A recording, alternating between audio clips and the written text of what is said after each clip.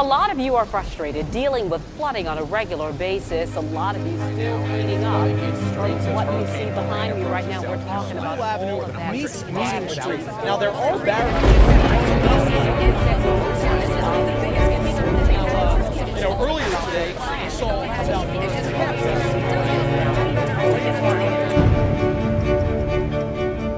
In our churchyard, we're putting up a blue line.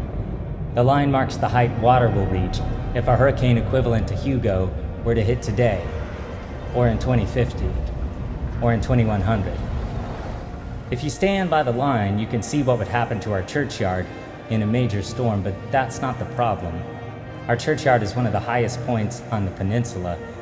The problem is that by the time the water reaches us, most of our neighbors would be much deeper underwater.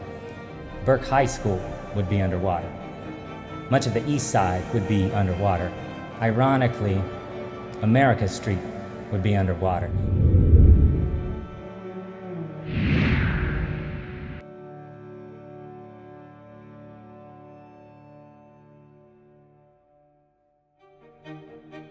Good evening. I'm Andy White from Mount Pleasant Presbyterian Church. In 2019, Charleston experienced 89 days of flooding. Sea level rise, lack of green infrastructure, storm surge, lack of thoughtful development, and weak policy and regulations all contribute to the ever-increasing threat of rising waters. While the earth provides the natural ground surface and an abundance of plants to soak up floodwaters, we have continued to undermine, destroy, and develop over this necessary habitat.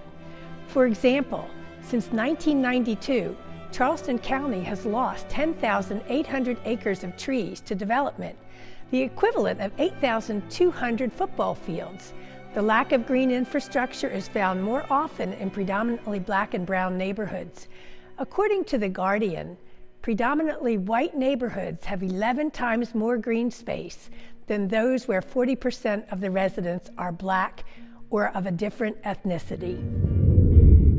Nearly 90% of Charleston homes and businesses are vulnerable to storm surge and flooding damage, with low-lying, low-income neighborhoods being among the most vulnerable. Well, in KJM's House meetings, hundreds of stories were shared highlighting the devastating impact of flooding, leading to evacuation costs and sometimes even permanent displacement. A 2020 article from the Post and Courier states, flooding is more than just a nuisance. It's an intensifier of inequality. While it affects both rich and poor, those with less wealth are more vulnerable to its impacts. Flooding can cause transportation hardships that lead to lost work days and health risk for those who have to slog through water teeming with E. coli and toxic chemicals. That may mean less money in a paycheck and more going out for medical expenses, further deepening financial insecurity.